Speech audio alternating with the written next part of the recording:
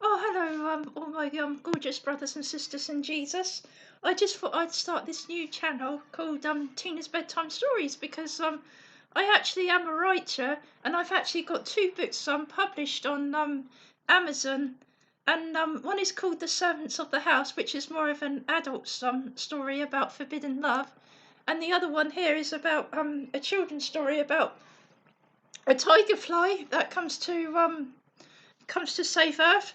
And I'm going to read you three chapters a night so that you can spread it out a little bit. And now this one is called The Coming of the Tigerfly. I wanted to talk to you, introduce you to the story before I actually read it. Michaela, a sweet girl with a huge heart and creative mind, lives in the heart of America. Michaela, her brother Mark, her granddad Michael, and friends embark on many adventures of fantasy and fun.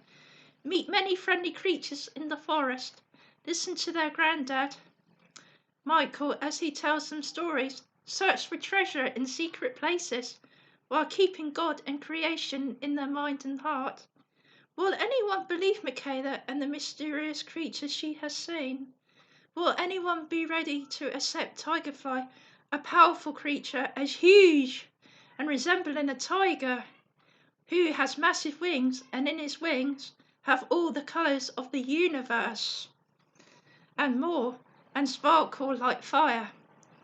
Please read to join Michaela, Mark, Michael, and friends through magical journeys in her fields and beyond into the magic universe above, and see the wonders and meet all the weird and wonderful creatures. So, now I'm going to start reading to you Chapter 1. And that Grandad Michael comes to visit his grandchildren, where they have many adventures, where fun and adventure begins. Chapter 1, here it goes. Okay. In Los Angeles, in the heart of America, Peter had got himself a new promotion of the worldwide roller coaster company. He emigrated there from England with his wife Rihanna and two children, Michaela and Mark, after he got his new promotion. This was for the year of 2033, and his children were twins, aged 12 years old. His mum Tina is coming over to visit him with her husband Michael. Michael will be visiting his three children as they are American. Peter married an American girl, and his mum Tina married an American too. It was late summer and the holidays were almost over. Peter comes home, kisses Rihanna, and with a big smile says, "I love you, babe." "I have good news for you." Rihanna says, "Oh, babe, I've got good news for you too." Michaela and Mark come over running to their daddy, shouting, "Daddy, Daddy, how lovely to see you. We've been looking forward to seeing you all day." Peter sits his wife and children down, telling them that he's been promoted to be the boss of the roller coaster company, inventing company that he gets free tickets to go to SeaWorld, Walt Disney World, and all the theme parks. So exciting. The twins jump up and down with sheer joy, and his wife Rihanna kisses him and saying, "I'm proud of you, babe." Peter encouraged his children to learn all they could, and explains how he was brought up in a single-parent home, and although his mum did all she could for him, it was very hard, until Tina met the love of her life when Peter was 20 years old. And by that time, Peter was old enough to make his own life. Michael came from America, and he is a wonderful man and a loving husband to Tina. So much better than her ex-husband. But Peter's point was that he didn't want his children to waste their talent, because even though Peter's life was a struggle, he got far in life. Peter always thanked his grandparents for helping his mum, but although they're still alive, they are now very elderly. Rihanna sat Peter and the children down and told them her good news. is that she was pregnant again and expecting a little boy. Peter and the two children were overjoyed. Oh, did they have a wonderful family night that night? Peter took them all to dinner, out to the movies to celebrate the good news. But more importantly, Rhiannon's news and expecting a baby. Next day was a lovely warm summer's day. Peter took his children to a water park for fun, while he treated Rhiannon to a beauty spa. Suddenly he got a call from his mum Tina, saying that Michael and her was in America. Peter told her to stay with them, as the kids would love to see her and come to the water park. So Tina and Michael went to the water park, where Peter and the children were. The children were delighted. Grandmother and Michael, they screamed, and they put their arms all around them. It was so lovely. Mark was a very curious child. After greeting them, he wandered off into the field and saw something really strange. He saw some very tall and muscular men dressed up in a uniform and wearing big boots, carrying some very strange stuff into the airplanes. His eyes opened wide as he saw the men carrying rifles onto the plane. He ran back crying and afraid. Peter asked him, "What's wrong, son?" Mark replied, "Men with big rifles on the plane." Peter replied, "Stay away, son. To be continued." This is chapter 2. Happily, the children and Grandad play in the fields and look for the end of the rainbow. I wonder if they can find it. Well, we'll see.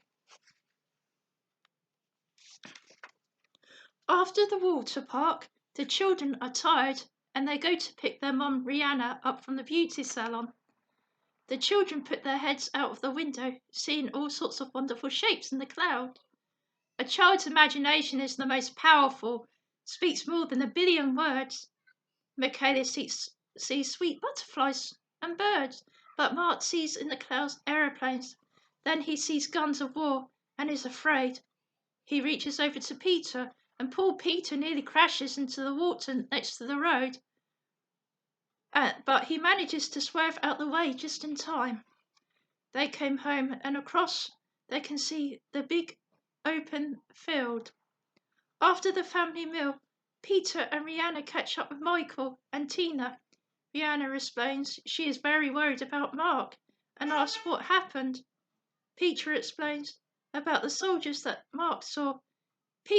Michael then, the step-granddad, asked if he could try and talk with Mark. Rhiannon said, "Please go ahead and try." Michael sat Mark on his lap, hugging him, saying, "Please tell Grandad all about it." Mark explained all he saw. Michael explained how he used to be a singer and perform concerts in front of a lot of people to get him, though he would think happy thoughts. So whenever he was afraid, just think happy thoughts of magic, fantasy, music, poetry, and love. And he promised him to be strong and overcome anything, or to think of mystical creatures that you never thought of before. Peter Pan, who comes from a magic land and never grows up. Michael firmly believed in encouraging a child to dream happy dreams and see the magic in everything. After talking to Michael, Mark felt so much better. Michael then took Michael and Michaela out to the Mark and Michaela out to the fields to play with them, to create fantasy stories of castles in the sky, of unicorns and fairies, angels, wizards, leprechauns, princess and princesses, and how love is the most magical and wonderful thing that keeps everything alive. He talked about wonder and God's creation. They laughed and giggled together and even played out fantasy stories. They chased each other down the hill and rolled together down the hills. The children loved Michael very much. Michael had an exceptionally magical way with children. He loved them, and they loved him. The kids who were tired were refreshed after being with Michael, but their happiness was cut short when suddenly the heavens opened and down came the rain, pouring down out of the sky. Michael took his step-grandchildren to hide under an abandoned shed that they came across. They could run into the house as the house was quite. They couldn't run into the house as the house was quite a while away. It poured and it poured and it poured. Then the rain stopped, but Michael encouraged the children to come back home as it was getting late. It was 9 p.m. in the evening, and also it may soon pour again with rain. A rainbow appeared from out of the sky. Michael explained about the pot of gold. This impressed Michaela so much that Michael and Mark ran on. They didn't notice Michaela staying behind to go and look for the end of the rainbow. She was then taken by surprise as a leprechaun and some fairies appeared to her. She was surprised but delighted at the same time. It was as if they were pointed to her to something. All she could hear was them repeatedly saying, "Tigerfly has come. Tigerfly has come." She then heard a giant flap like wings flapping. Suddenly she saw deep infrared light, but then it all stopped. Meanwhile, Peter had a go at his stepdad for leaving Michaela behind. Tina told her son Peter to calm down, as being mad won't help. Rihanna agreed. Mark told his dad not to be mad at his step-granddad, as he tells him excellent fantasies and thinks he's really cool. Peter agreed. It started to pour with rain. The whole family goes looking for Michaela. They find her on the riverbank with a cuddly white bear. Has been keeping her warm and safe. The next thing Michaela knew was that she was in her daddy's arms, being carried back home. And now here is chapter 3. Michaela's imagination takes her on her creative side, drawing her mysterious creatures.